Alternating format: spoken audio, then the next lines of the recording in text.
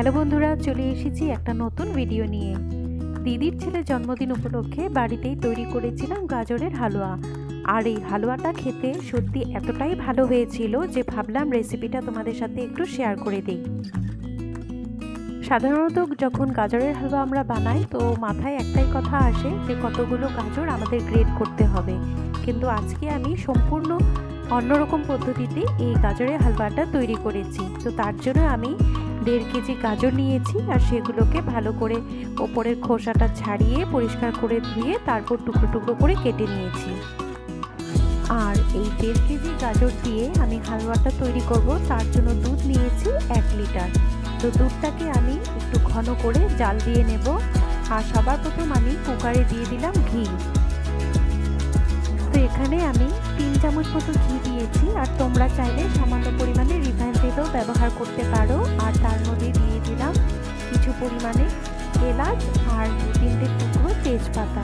আমার মনে হয় তেজপাতাটা দিলে হালুয়ার গন্ধটা একটু ভালো হবে, তো তাই আমি এখানে তেজপাতাটা ব্যবহার করলাম। আর এবার সেই টুকরো টুকরো করে রাখা গাজরগুলো দিয়ে ভালো করে ভেজে নেব। এভাবে গাজরের হালুয়া বানালে খুবই কম সময়ের মধ্যে হয়ে যায়, আর এই গ্রেট করার ঝামেলাটাও থাকে না। তো দেখো, এবার কিন্তু 3 থেকে 4 মিনিট মতো এই গাজরটাকে আমি ভালো করে একটু ভেজে নেব, যাতে গাজরের কাঁচা কাঁচা গন্ধটা চলে যায়। এই শীতকালে একবার হলেও কিন্তু আমি গাজরের হালুয়া তৈরি করে থাকি। আর গাজরের হালুয়া তৈরি করতে হলে সবসময় এই গ্রেট করা ঝামেলার জন্য খুব একটা করতে ইচ্ছে করে না। তবে এবার আমি এই পদ্ধতিতে গাজরের হালুয়াটা তৈরি করে দেখলাম যে কেমন লাগে খেতে। দেখি যে বেশ ভালোই লাগে, আর সবাই খেয়ে বেশ ভালোই খেয়েছে। তো তাই ভাবলাম রেসিপিটা তোমাদের সাথে একটু শেয়ার করে দিই। আর এই যে দেখো, গাজরগুলো কিছু সময় ভেজে নিয়ে এবারও এর মধ্যে আরও 3-4টে এলাচ দিয়ে দিলাম। এলাচটা যত বেশি দেবো গাজরের হালুয়াটার গন্ধটাও খুব বেশি ভালো হবে। তো দেখো, গাজরটা কিন্তু আমি অনেকটাই ভেজে নিয়েছি আর একটু নরম নরম হয়ে গেছে। গাজরটাকে একটু সময় নিয়ে ভাজতে হবে। 3-4 মিনিট ভাজলেই হয়ে যাবে, কারণ গাজর থেকে একটু জল বেরোবে, সেই জলটার মধ্যে গাজরটাও সেদ্ধ হয়ে যাবে। কারণ যেহেতু এটা আমি গ্রেট করিনি, তো গাজরটাকে আমার ম্যাশড করতে একটু সুবিধে হবে। আর যে 1 লিটার দুধটা আমি নিয়েছিলাম, সেই দুধটাকে জাল দিয়ে অনেকটাই ঘন করে নিয়েছি। তো গাজরটাও আমার অনেকটাই ভাজা ভাজা হয়ে এসেছে। এবার এর মধ্যে আমি দুধগুলো ঢেলে দেব, তবে পুরো দুধটা ঢালবো না, কিছুটা পরিমাণ ঢালবো। আর সেই দুধের মধ্যেই কিন্তু আমি গাজরটাকে বয়েল করে নেব।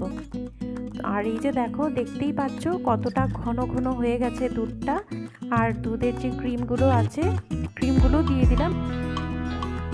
দুধটা যত ঘন হবে গাজরের হালুয়াটা খেতে ততটাই ভালো হবে। আমি এখানে যেহেতু কোনো কনডেন্স মিল্ক ব্যবহার করিনি, শুধুমাত্র দুধ দিয়ে এটা রান্না করছি।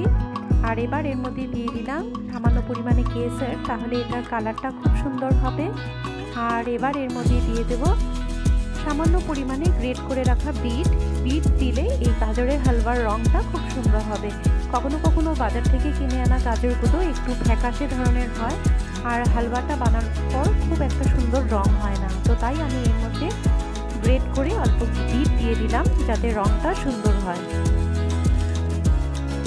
বিটটা তোমরা চাইলে নাও দিতে পারো, আমার মনে হয় যে এটা দিলে কালারটা একটু সুন্দর হবে, তো তাই দিলাম। আর এই যে দেখো, বিটটা দেওয়ার সাথে সাথেই কিন্তু খুব সুন্দর একটা লাল লাল রং হয়ে গেছে। তো এবার এটাকে ভালো করে নেড়ে চেড়ে খুব সুন্দরভাবে মিশিয়ে নেব। তো দেখো, গাজরটা ভাজা হয়ে গেল ঘিয়ের মধ্যে। তারপর এর মধ্যে দিয়ে দিলাম দুধটা দিয়ে দিলাম। দুধ দিয়ে বিট অল্প গ্রেট করে দিয়ে দিলাম। আর এবার এর মধ্যে দিয়ে দেবো চিনি। মিষ্টিটা যে যতটা খেতে পছন্দ করো ঠিক ততটাই দিও। তো আমি এখানে 2বার চিনি দিয়ে দিলাম এভাবে একটা ঢাকনাতে করে। তো যেহেতু আমি খুব একটা মিষ্টি পছন্দ করি না, তো তাই খুব একটা দিলাম না। আর এবার চিনি দেওয়ার পর এটাকে ভালোভাবে নেড়ে চেড়ে মিশিয়ে নেব। বাস, আর কিছুই করতে হবে না। অর্ধেক কাজ কিন্তু হালুয়া বানানোর আমার হয়ে গেল।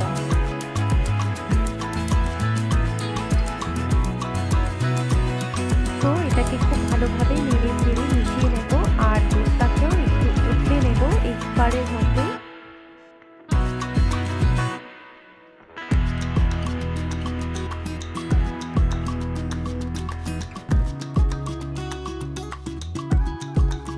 আর এবার যেই কাজটা করতে হবে, এই কুকারের ঢাকনাটা লাগিয়ে আমি 4টা সিটি দিয়ে নেব। আমি 4টা সিটি দিয়েছি কারণ গাজরগুলো আমি ছোট ছোট টুকরো করে কেটেছি যাতে খুব ভালোভাবে গলে যায়, তো তার জন্যই আমি 4টা সিটি দিয়ে নেব। আর তোমরা যদি একটু বড় বড় সাইজের করো তাহলে কিন্তু সিটি আরও বেশি দিতে লাগতে পারে। তো দেখো কুকারের গ্যাসটা সিটিটা চলে যাওয়ার পর এবার আমি ঢাকনাটা খুলে নিই আর চলো দেখি কেমন হয়েছে। আর এই যে দেখো গাজরগুলো কিন্তু খুব ভালোভাবেই গলে গেছে, আর যেগুলো আছে সামান্য টুকরো টুকরো আছে সেগুলোকে আমি হাতাটা দিয়ে ভালো করে মিশিয়ে নেব যাতে একদম স্মুথ হয়ে যায়। আর খেলে পরে যেন মনে না হয় যে এটা আমি টুকরো টুকরো করে বয়েল দিয়েছি। গ্রেট করলে যেমন স্বাদ হয় ঠিক ততটাই এটার স্বাদ হবে।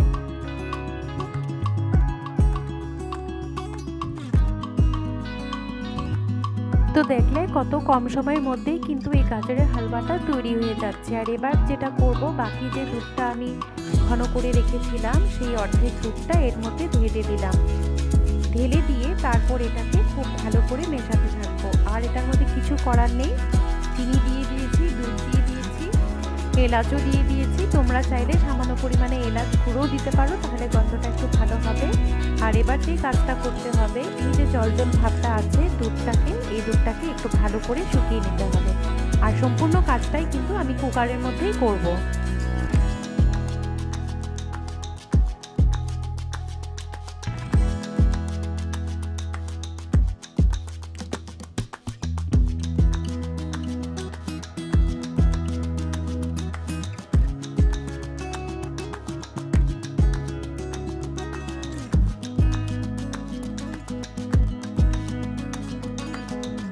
আরও 3-4 টুকরো এলাচ আমি দিয়ে দিলাম। আমি এলাচটা এখানে একটু বেশি করেই দিচ্ছি কারণ আমার মনে হচ্ছে যে এলাচটা দিলে এটা স্মেলটা একটু বেশি ভালো হবে, নাহলে গাজরের একটা স্মেল থেকে যায়। তো দেখো দুধটা কিন্তু আমার অনেকটাই ঘন হয়ে গেছে, অনেকটাই শুকিয়ে আসছে। আর গাজরগুলোও কিন্তু বেশ গলে গেছে, বোঝা যাচ্ছে না যে এগুলোকে টুকরো টুকরো করে আমি কুকারে সিটি মেরেছিলাম। তো এবার যে কাজটা করতে হবে, এর মধ্যে দিতে হবে ড্রাই ফ্রুটস। তো তার জন্য আমি কিছুটা ড্রাই ফ্রুটস আগেই ধুয়ে ভেজে রেখেছিলাম, আর এই ড্রাই ফ্রুটসগুলো আমি এর মধ্যে দিয়ে দিলাম। ড্রাই ফ্রুটস দিয়ে এবার এটাকে কিছুটা সময় নিয়ে খুব ভালো করে নেড়ে চেড়ে দুধটাকে একদম শুকিয়ে ফেলতে হবে যাতে গাজরটা একটু ভাজা ভাজা হয়ে যায়। আর এই সময় কিন্তু গ্যাসের ফ্লেমটা মিডিয়াম টু লো রাখবে আর কন্টিনিউ নাড়তে থাকতে হবে, না হলে গাজরগুলো পোড়া লেগে যেতে পারে। আর এই যে দেখো দুধটা কিন্তু আমার পুরো শুকিয়ে গেছে, আর শুকিয়ে গিয়ে গাজরের হালুয়াটার রঙটাও কিন্তু অনেকটা চেঞ্জ হয়েছে, কিছুটা কালচে কালচে ধরনের হয়েছে। আর এই যে দেখো খুব সুন্দরভাবে গাজরের হালুয়া তৈরি হয়ে গেছে। তো তোমরা দেখলে কোনো রকম ঝামেলা ছাড়াই, গ্রেট করার ঝামেলা ছাড়া শুধুমাত্র প্রেসার কুকারেই খুব সুন্দর গাজরের হালুয়া তৈরি হয়ে গেল। আর এবার যে কাজটা আমাদের করতে হবে, সব শেষে সামান্য পরিমাণে আরেকটু ঘি মিশিয়ে দিলাম, তাহলে এটার গন্ধটা খুব সুন্দর হবে। আগে আমি যতবার গাজরের হালুয়া করেছি গ্রেট করেই করেছি, তো এবার প্রথম আমি এভাবে টুকরো টুকরো করে বয়েল করে প্রেসার কুকারে করলাম। আর তোমরা বিশ্বাস করতে পারবে না, খেতে যা অপূর্ব হয়েছে, আমি নিজে বানিয়ে নিজেই বলছি সত্যি খুব ভালো হয়েছে। তোমরা একবার এভাবে ট্রাই করবে, আশা করি তোমাদের খেয়ে খুব ভালো লাগবে।